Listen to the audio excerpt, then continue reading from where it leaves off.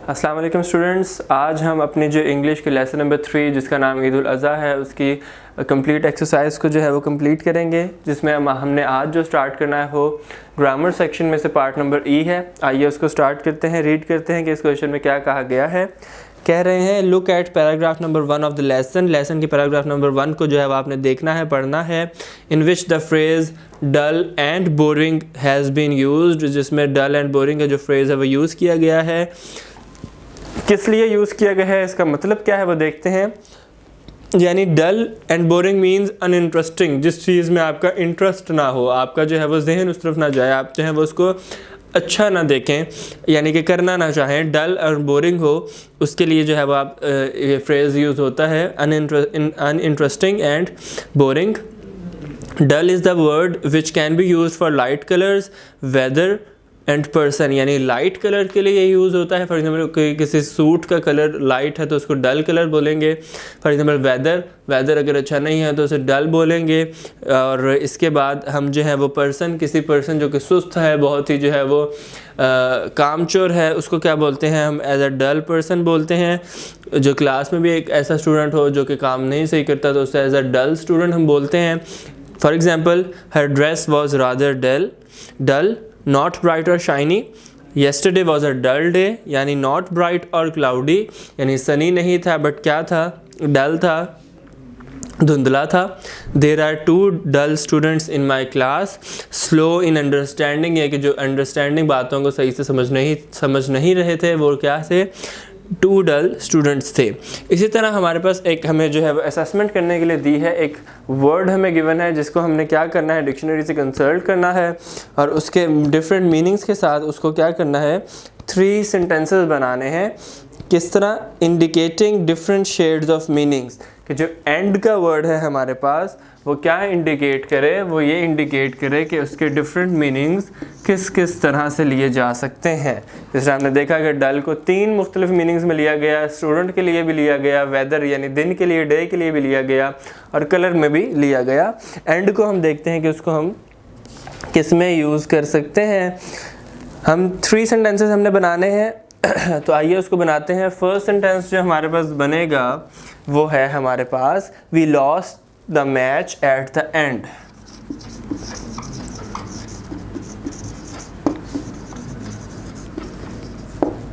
यानी एक जो हमारे पास निकला कि हम आखिर में एट द एंड क्या हुआ, हम मैच हार गए। एक ये हमारे पास एंगल है, एक ये हमारे पास इंडिकेशन है, एक ये हमारे पास जो है वो शेड है एंड का, कि हम उसको इस तरह यूज़ कर सकते हैं, ख़त्म कर सकते हैं आखिर में, यानी इसका मतलब होगा ख़त्म या आखिर। ठीक है। सेकंड सेंटेंस हमारे पास आ रहा है, द मैच हैज़ एंडेड।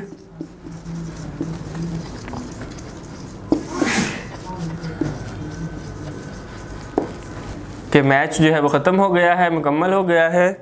यहाँ पर जो है वो आखिर आ रहा है, इसका मीनिंग यहाँ पर ख़त्म आ रहा है, इसका मीनिंग। ठीक है।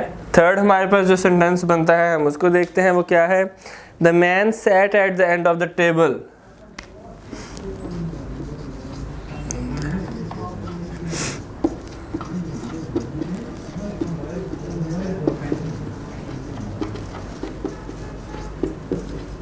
The man sat at the end of the table, के वो जो है वो टेबल के आखिरी किनारे पर, यहाँ पर किनारा आएगा, eight the end of the table, किनारा यानी कि टेबल के आखिरी हिस्से में, eight the end of the table आखिरी हिस्से में जाकर जो है वो बैठ गया या बैठा हुआ था। ये तमाम हमारे पास सेक्शन ई में आ गए। अब हम मूव करते हैं अपने सेक्शन नंबर एफ़ की तरफ, आप इसको नोट डाउन कर लीजिए। हम अब मूव करेंगे अपने सेक्शन नंबर, आप तब तक इसको नोट डाउन कर लीजिए। मैं बताता हूँ कि सेक्शन एफ़ में क्या है। पंक्चुएट द फॉलोइंग डायलॉग, एक डायलॉग गिवन है, उसमें हमने उसको क्या करना है, पंक्चुएट करना है। आइए उसको पंक्चुएट करते हैं।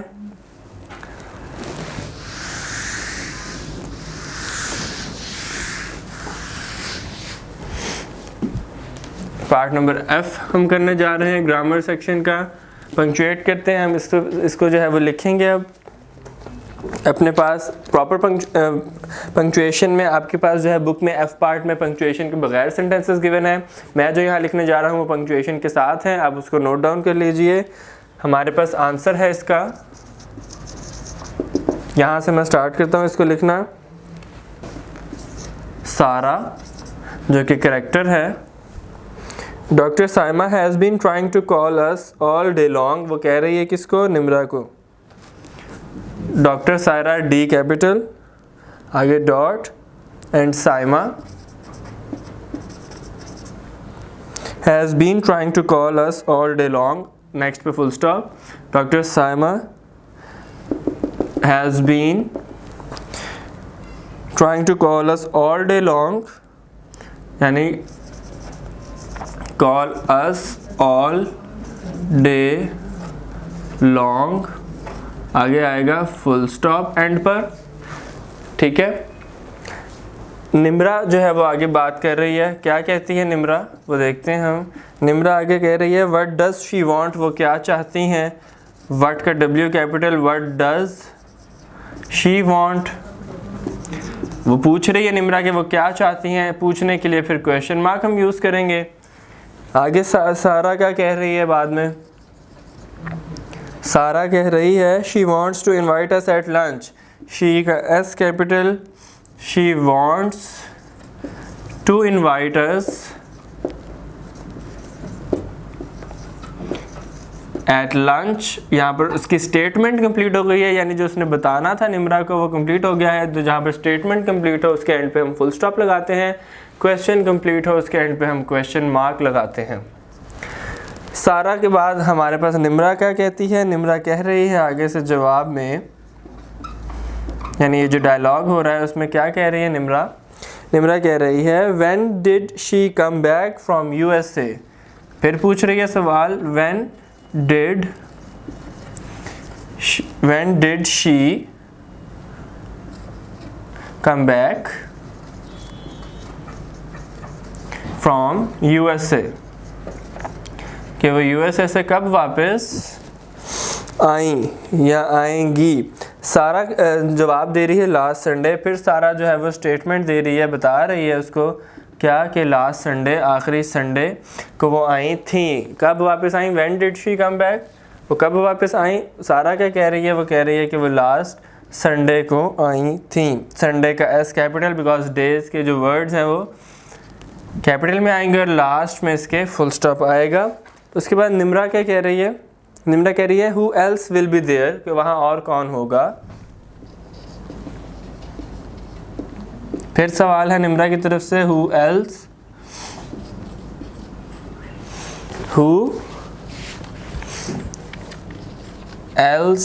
विल बी देयर, क्वेश्चन है निम्रा की तरफ से, तो आगे क्वेश्चन मार्क आएगा कि who else will be there, वहाँ और कौन होगा। सारा क्या कह रही है जवाब में, इसका जवाब जो है वो मैं ऊपर की कुछ लाइंस रिमूव करके वहाँ लिखता हूँ, आप इसको नोट डाउन कर लीजिए। सारा क्या कह रही है आगे, कुछ नाम लेती है वो अपने फ्रेंड्स के। सारा कह रही है अली, हिना, यानी यहाँ पर जो है वो कॉमाज आएंगे इनके बीच नाम के दरमियान, बिकॉज नाउन्स को सेपरेट करने के लिए हम कॉमाज लगाएंगे, सेंटेंस में ब्रेक लाने के लिए हम कॉमाज लगाएंगे। तो यहाँ पर आ रहा है comma, Ali comma Hina comma. Hina के बाद असल में लास्ट वर्ड आ रहा है फरीदा का, तो जो हमारे पास सीक्वेंस ऑफ नाउन्स आ रहा है वो 1 2 एंड जो लास्ट वर्ड है उससे पहले कॉमा नहीं आएगा, बिकॉज वहाँ पे एंड आएगा, यानी और। अली हानिया, यानी हानिया के बाद कॉमा एंड फरीदा। कैपिटल आ रहे हैं इनके नाम क्योंकि ये नाउन्स हैं प्रॉपर। आर ऑल्सो कमिंग, कि वो भी आ रहे हैं। ठीक है, इसके बाद लास्ट में हमारे पास फुल स्टॉप आ जाएगा। Would you go to lunch, Nimra पूछ रही है कि आप जाएंगी लंच पे।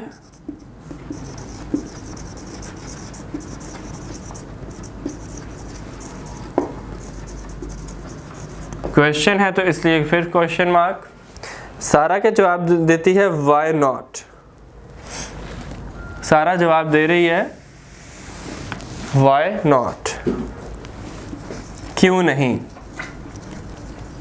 सारा ने स्टेटमेंट कंप्लीट की इसलिए फुल स्टॉप। ये हमारा पंक्चुएशन का जो पार्ट था वो कंप्लीट हो गया है। अब हम जो है वो मूव ऑन करेंगे प्रोनाउंसिएशन के पार्ट पे।